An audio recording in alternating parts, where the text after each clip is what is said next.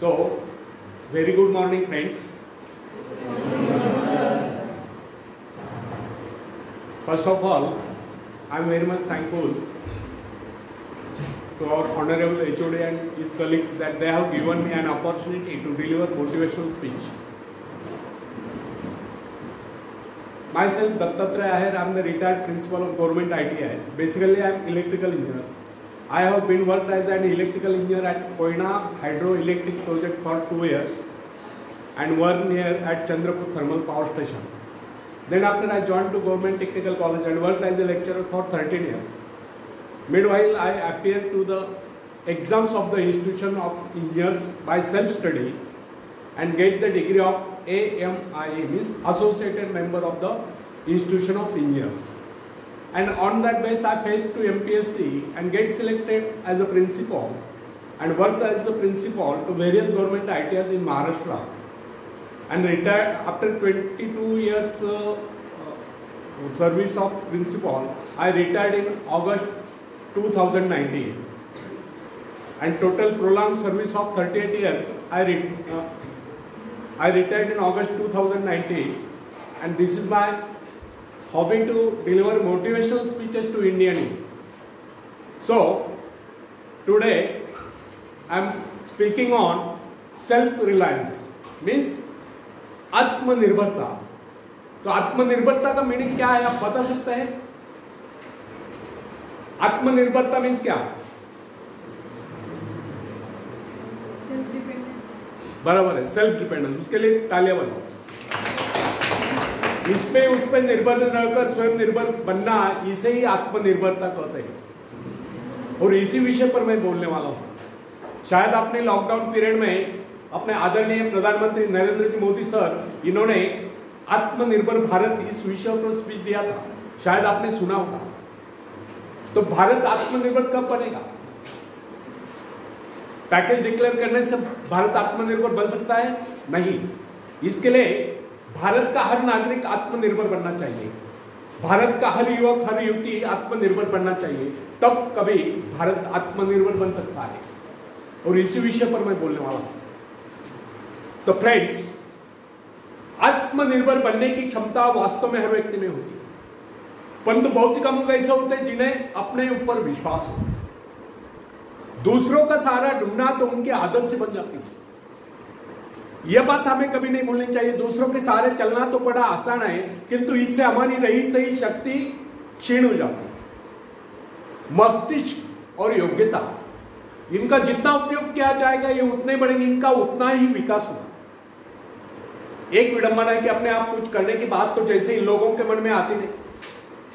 कुछ लोग अपने आप एक ही काम करते रहते हैं और वह है अपने बदनसीबियों का रोना रोना या दूसरों के आश्रय कर उनके गुणगान करना. ऐसे लोग जिन्हें सदा दूसरों के बल पर विश्वास होता है, वे केवल पिछलकों की संज्ञा पाकर निंदा के पात्र बने रहते हैं. ऐसे लोग अपनी आंतरिक शक्तियों का भी लाभ नहीं उठा पाते. फ्रेंड्स, यह समझना, आप यदि जन्मजात नेता नहीं है तो ऐसे लोग. जन्मजात कौन क्या होता है? कोई महान नहीं होता, कोई वैज्ञानिक नहीं होता है, बल्कि एक अबोध बालक जन्म के बाद अपने में ऐसी शक्ति पैदा करता है जिसके सहारे वो अपने व्यक्तित्व की एक अलग पहचान बना लेता है.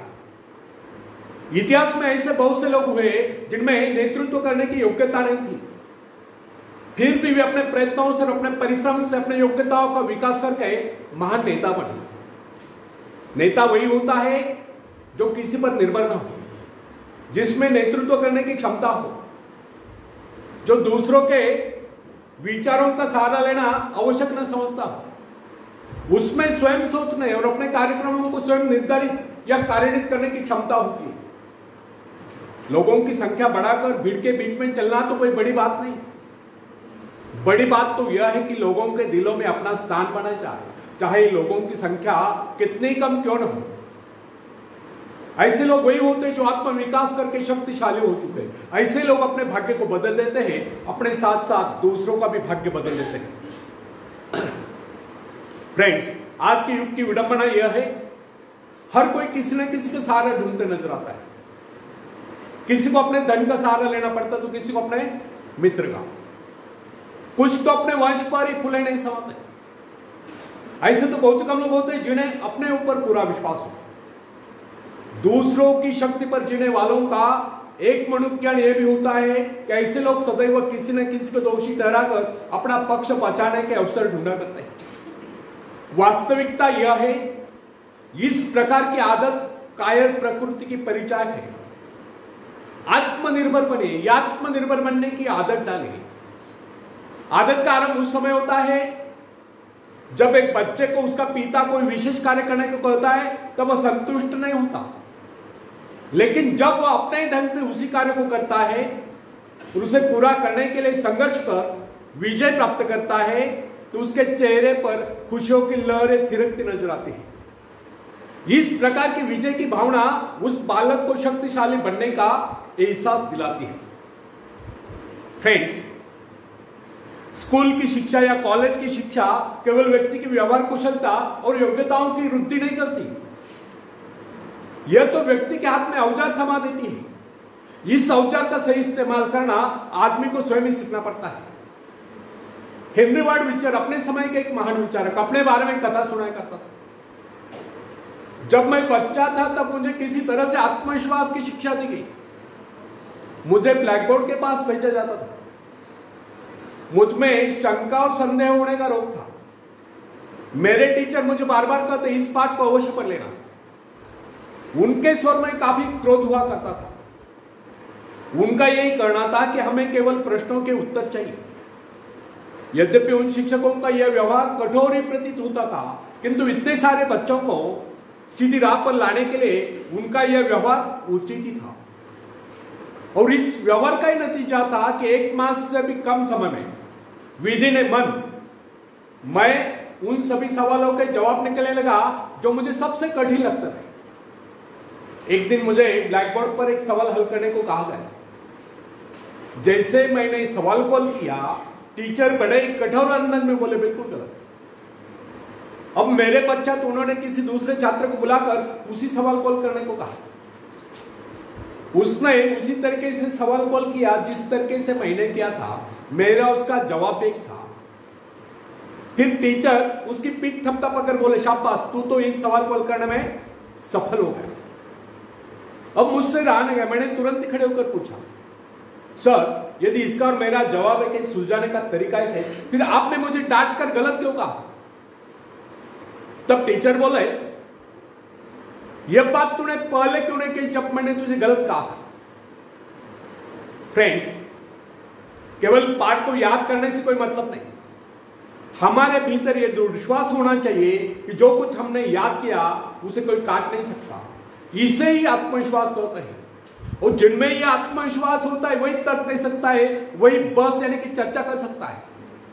लेकिन जिसे स्वयं अपने ऊपर ही विश्वास न हो, वो क्या तर्क करेगा? उसके तो अच्छे कार्यों को भी अगर हमने गलत कहा तो उसे यही समझ लेना होगा, हो सकता है वह गलत ही हो। फ्रेंड्स, मनुष्य को भ्रम होता है कि अकेले काम करने से अच्छा किसी दूसरों की सहायता लेकर काम करना होता है।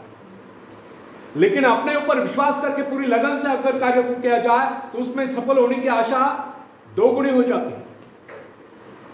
हर महत्वाकांक्षा का अर्थ होता है अपनी शक्तियों का परीक्षण करना।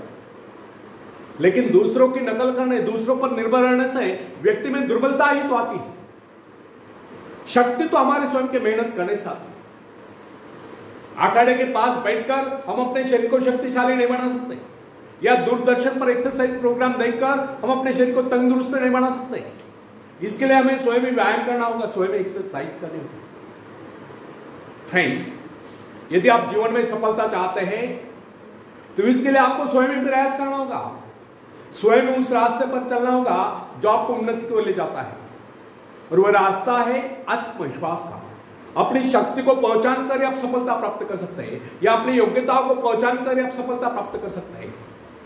मगर यदि आप यह सोचते हो कि संसार में कोई दूसरा व्यक्ति काम कर रहे और सफलता हमें प्राप्त हो, तो ऐसे कैसे हो सकता है?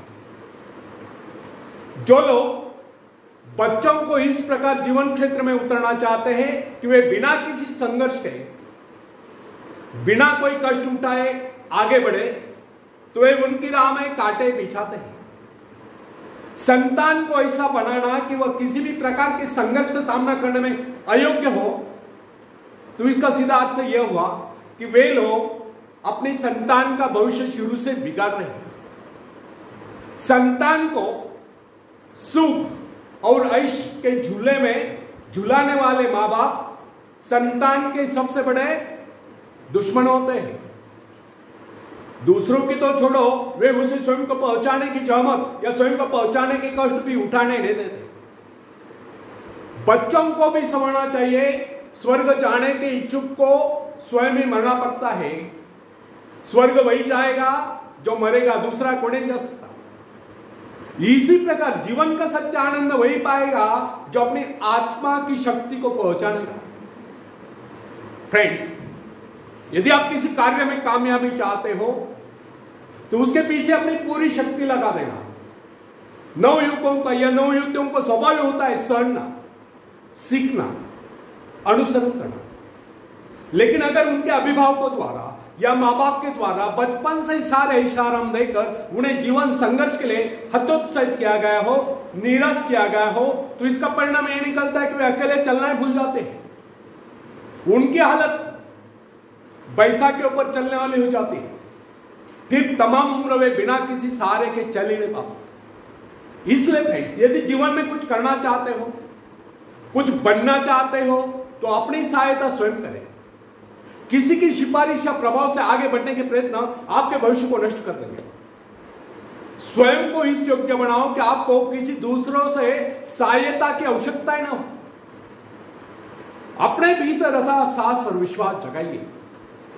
आनंद तो उसी उन्नति में आता है जो स्वयं के द्वारा प्राप्त हो। दूसरों के भरोसे उनकी सहायता से आगे बढ़कर अपने को अपंग बनाने का क्या उपाय हो सकता है? इससे तो मनुष्य की अपनी सारी शक्तियां दम तोड़ देती है, अपनी बुद्धि कुंद हो जाती है। जो दूसरों की सहायता का मोहताज बना रहता है, जो अपना हाथ तक नहीं ला सकता, वह क्या कर सकता है?